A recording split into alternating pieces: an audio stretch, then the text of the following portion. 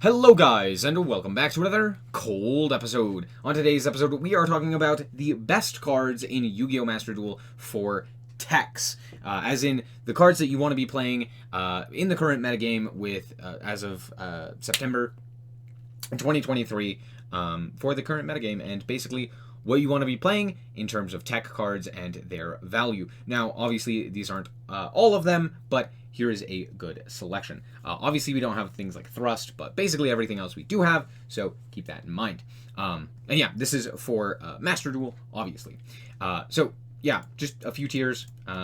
Things like situational or almost always useful are obviously there as well. But yeah, best, average, bad, situational, almost always useful, etc. But yeah, let's just quickly move on. We're going to start off with the tributes, or the tribute monsters. That being Spheres, Lava Golem, and the Kaijus. Honestly, Kaijus right now are almost, well, I want to say that they're almost always useful, but they're not really. They're pretty average. The main reason for sorry, let's rank all of these real quick. I'm gonna say Sphere Mode's pretty bad, just in general. It takes up your normal summon, which does matter quite a bit right now. I guess it doesn't matter too much if you're playing like Kashtira maybe, but in all honesty, it's always just pretty bad to take up a normal summon for such a situational card. A lot of times, people are also ending on only like 1 or 2 monsters right now, which is where I think that the Lava Golem and the Kaiju are a little bit better. However, with that being said, I still think that they're basically just average. Yeah. Lava Golem, I think, is slightly better. Maybe I kind of want to put it in almost always useful. I'm still going to put it in average. And here's the thing. It's not bad, but for example, if you were to see something like Lava Golem and you're not playing a... Or like, and you can deal with not having your normal summon, then sure, it's pretty good and it does come up quite a bit. Like, it's good against Pearly, it's good against Kashtira, it's good against most decks, I would say, at the moment. But it's not insane against anything. Like, it's decent, but it's not going to, like, just immediately win you the game. And it taking up your normal summon does really matter. As for Kaiju, being able to special summon it and not take up your normal summon is what makes it a little, like, decent, but you oftentimes do have 2 threats that you need to deal with, and just dealing with 1 kind of isn't enough. Sure, you could always deal with things like Noir, which, again, it's still good. It's just, I don't think it's going to be something that's, like, almost always useful. Sure, against Pearly, it's great, but again, in a best of 1, where you're not expected to always play against Pearly or stuff like that, I do think that it's not exactly the best. I'm gonna move them up. I do think that they're good. I don't want to put them in average. I feel like they're not average. They are almost always useful, but mostly because of the prominence of things like Kashtira and like the Pearly stuff. But then they're not almost always useful. They're okay. They're good when they come up, but they're not always going to come up. But they're still decent. We'll put them in almost always useful. I think right now they're in a much better spot than they normally are. Alpha is so situational. If you can play a deck that is like a rank 8 spam, or that wants to go second, or anything like that, sure, Alpha's fine, but all things considered, you're probably not going to be doing that consistently. Pankratops is actually in a really good spot right now, mostly due to the fact that Kashtira exists. If Kashtira didn't exist, this would be more situational. It's still a good card. Again, you mostly use it for going second, but even with that being said, it's still a decently good card. Chaos Hunter is just bad. Don't know what else to tell you. The only reason it'd be useful is against Kashtira, and Kashtira isn't that prominent.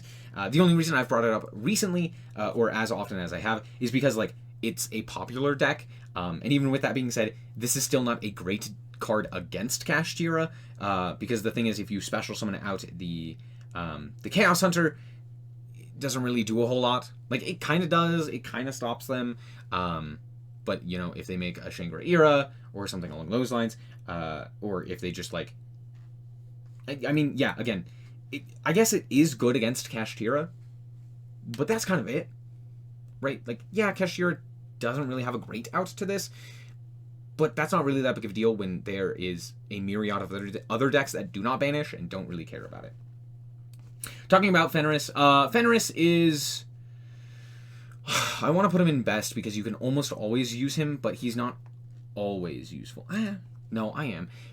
There's just no world in which Fenris isn't good. You may not always put him into your deck, but he is genuinely one of the best staple cards in Yu-Gi-Oh! Master Duel as of right now. Now, obviously, this list doesn't include hand traps, but even with that being said, he's still insane. I'm calling him he, but Fenris is just crazy.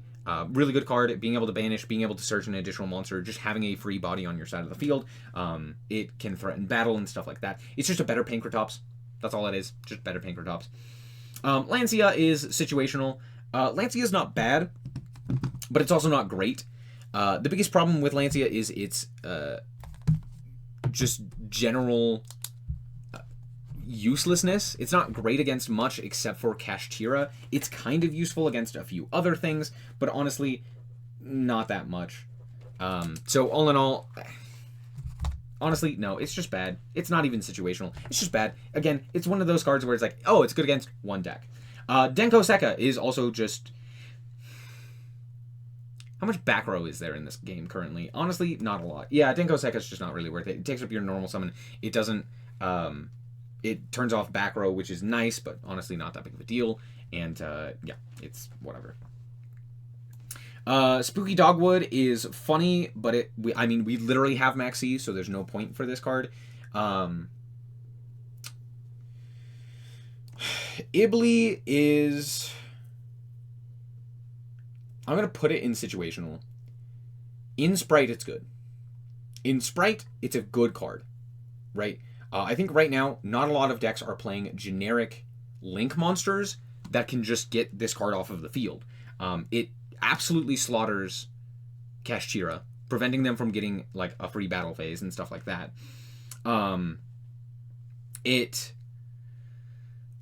Pearly isn't... No, Pearly is kind of playing a few generic Links, but not a lot, because not a lot of people are currently playing Ibly. Honestly, if you are playing Sprite in particular, you should probably be playing Ibly. Ibly is very, very strong right now. So there's that. Kurikara. Kurikara, I'm actually just going to put in average. I think it's actually really good right now in, again, in Sprite. But I think that it's kind of also being slept on a bit right now. It's good against it's good against Pearly. It's good against Kashtira. It's good against... it's decent against Sprite. It's not insane against Sprite. It's good against... I'm trying to think of other, like, what the other decks are. It's decent against Labyrinth, because most of the time they'll be activating stuff like in the draw phase, and then you just tribute off the monsters, and then you have a really big guy. So it's not terrible.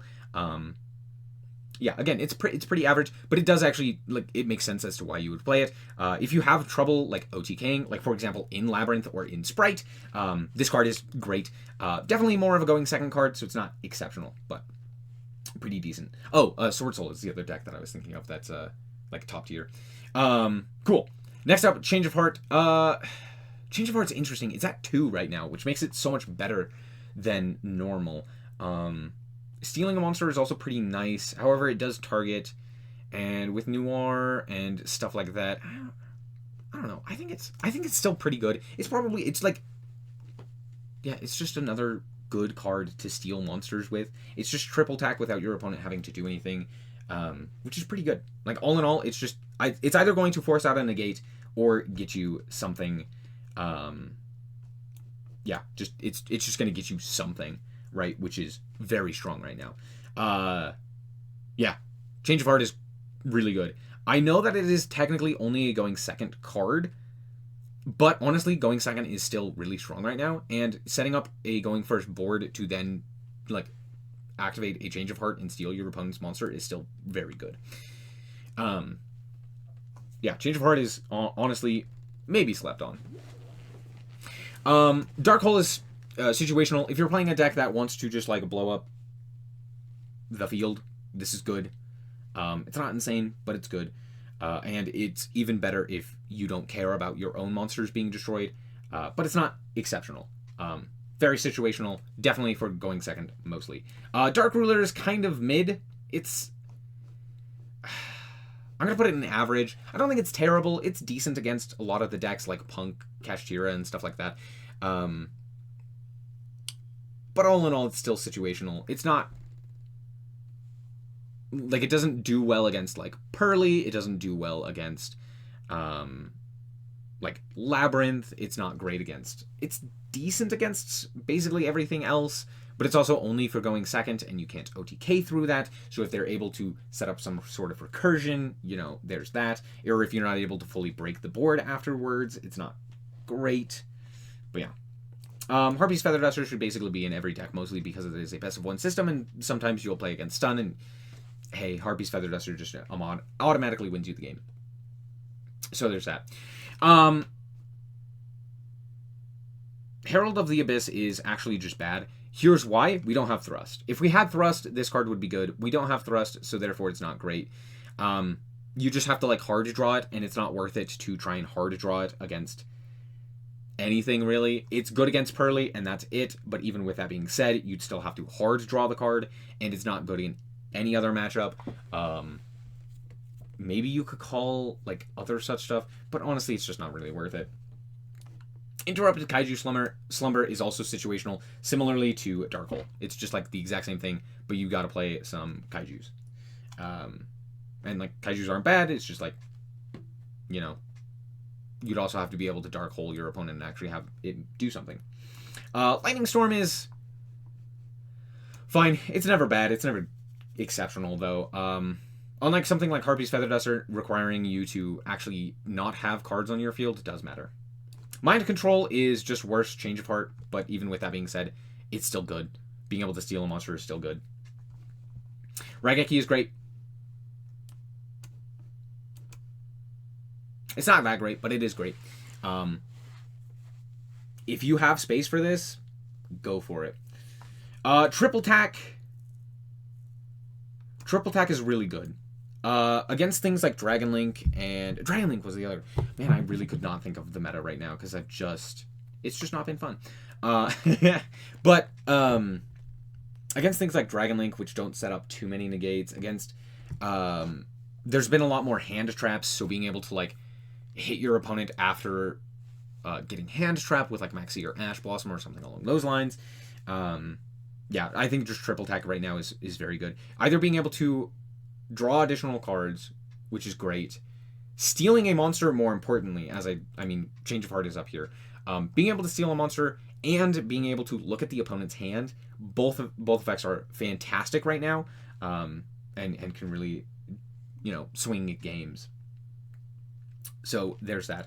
Also, being able to like steal a Pearly monster and then make a Zeus of your own is pretty good. Being able to steal a Kashtira monster as well, and then utilize that as like a link fodder or what have you. There's a lot of things where it's just like, yeah, sometimes you could just steal like Borrelend Dragon and link it off for Elf, and then you're off to the races or something along those lines. It's pretty decent.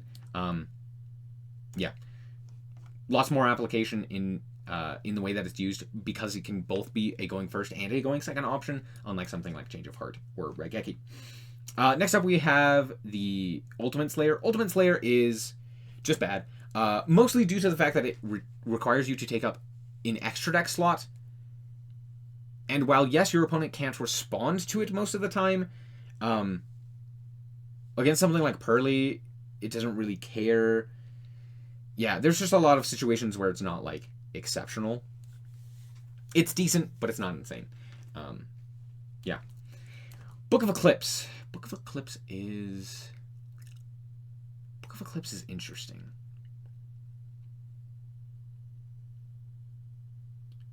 Because I want to say that it's actually pretty decent right now. Being able to like flip down. What would you be able to flip down? It's decent going first, because setting it means that you can interact with your opponent. I'm going to just put it in situational for now. I don't see a world where right now it's really good, but I could see this becoming really, really strong with the rise of Kashtira and Pearly and the like. especially being like a quick play, so you can chain it to something like a Yeep, an Experly Yeep, or anything of that nature, any of the Kashtira cards, etc. The card's decent, but not insane. This card's just bad. I forget what it does. I think it's like you flip down 3 of your opponent's monsters or something along those lines. I can't remember. I think it's not. Is it Book of Taiyu? Anyway, it's something. I can't remember it. It's just a worse Book of Eclipse. I think it flips face up or something along those lines. I can't remember. I genuinely can't. But I know that's just a worse Book of Eclipse. Speaking of which, Book of Moon is also situational. Being able to also flip your own cards face down is more important with something like Book of Moon. So if you have something that specifically doesn't want to like be negated by imperm, but doesn't care if it's face down, for example, in Flu, it's good. It's not bad in almost any deck, but it's not great in almost any deck. So there's that. Called By is a must because of Maxi. This is probably the best card. Let's just move on. Cyclone is pretty mid right now.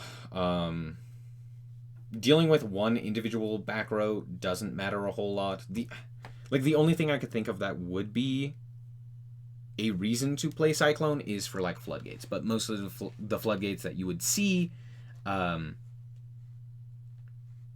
be dealt with other cards, honestly. Or more specifically, they're just not like one-ofs that you would see. They're more of like, that's the whole strategy, is flipping up a whole bunch of floodgates. And honestly, I just like, there are just better options right now. Herpes Feather Duster, Lightning Storm, etc. So, yeah. I guess it's decent against Labyrinth, because now it banishes the card, which could matter. But again, it's like, if you're hitting just one card, it's probably not doing enough. Moving on, Crossout. Crossout's good. I'm just going to put it in average, though, because you basically do have to know what hand traps, other than Maxi as well, that you're playing. Yes, this could just be, the 6th out to Maxi, but it could also be an out to Ash Blossom, or to Imperm, or to what have you. So if you're also playing those cards, it becomes a lot better. Econ's fine. Similar to the books, it's not exceptional as of right now, but could be in the future. Chalice is just not great. Same with Lance. There's not really a whole lot that is really wanting targeted effect negation on like your turn. It's much better to like have Imperm or Effect Veiler or something along those lines. Droplet is in a similar position as like the Chalices. But at the very least, being able to like target and negate without your opponent being able to respond is nice. I guess it doesn't target as well, which is nice. But yeah, it's just kind of average. The attack modulation also does matter, which is pretty cool. Super Poly is... Normally I'd put this in like a much higher spot, but right now Super Poly isn't great. Because the meta is so diverse, it's hard to really pin down a monster that you would be able to go into effectively. Maybe you could go into Garura, maybe you could go into Mud Dragon or something along those lines, but honestly, there's not a great amount of decks that really want those Super Poly targets as well, and it's not that great of a card to really be playing. Next up, Twin Twister. Twin Twister is just a better Cosmic right now. I think being able to deal with 2 monsters, or 2 spells and traps, is just more advantageous than just dealing with 1. And yes, the cost of the discard does matter, but I think that honestly just being able to deal with 2 cards matters significantly more. Fissure, again, it's just situational. Same with Necro Valley. They're just situational cards. I'm just going to say that card's bad. Dimensional Fissure. Dimensional Prison? No, Dimensional Fissure, right? No, this is Dimensional Fissure. This is Barrier. Barrier. That's what it is. Right. Dimensional Barrier. There's too many dimensionals. I cannot keep them straight. I'm gonna put Macrocosmos right here as well. The problem with this card is that it's not even necessarily situational. It's that it's just kind of bad right now.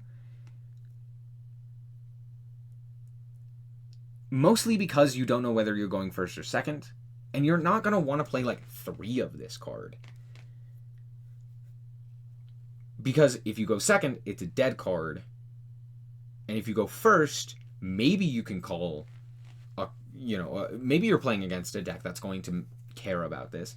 And maybe you're not. Maybe you'll play against Pearly and call Xyz and it's great.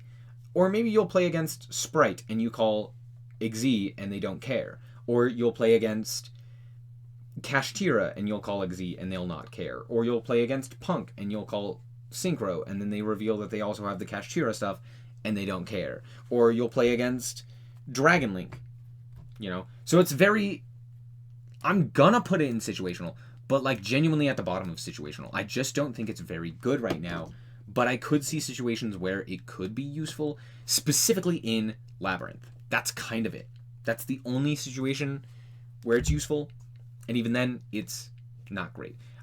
Mostly because now that I'm actually like, oh, this could actually be played in the deck, I'll put it a little bit higher, but it's just in Labyrinth. So there's that. Speaking of other cards that are just in Labyrinth, is Eradicator. Eradicator is fine. If you can play it, it's decent. And you'd think like, oh, it stops Pearly, but it really doesn't. Like, Pearly doesn't care. Not really, at the very least. Because before the effect could resolve, you'd just chain your Pearly cards and then you'd search the rest, so it doesn't really matter all that much. It's not as detrimental as like when this would hit like runic cards, but it's still good because like it stopped My Friend Pearly and such. So it's still good. It's still a good card, but it's not going to be useful in many decks. So there you go. Evenly Matched is in a weird spot right now. Because the end boards aren't nearly as big, so you're really not getting that much value off of skipping your battle phase for an evenly matched. It's still good, though. I'm going to put, it's still almost always useful. Having just a board wipe, which this happens to be the best one, is still good. There's also not that many negates currently in the meta. There's a few. Sprite has a negate. Dragon Link has a negate. Sword Soul can have a negate. And that's kind of it. Everything else does care about evenly matched. So there you go. Anti-Spell is too situational of a card. It's really good going first and it's really bad going second. All of these floodgates are very similar because they're all at 1. Summon Limit is just bad right now. Solemn Judgment is just good. It's almost always good. Being able to stop a negate, or being able to stop a summon, an inherent summon, is pretty nice. That like immediately deals with a Kashtira, that immediately deals with a Pearly if they're going to... No, it doesn't. It stops Noir from hitting the field, because, they'd Xyz into it. It can also stop things like Yeep. It can stop... Yeah, it's just in a decently good spot right now. Not insane, but you're never going to wish that you didn't have it. I think it's honestly just good. Even going second, it's still decently good because setting trap cards going second still isn't terrible. So, there's that. That's going to be it for this list. Obviously, we don't have Thrust as of yet, but yeah, this is pretty much the staple tier list.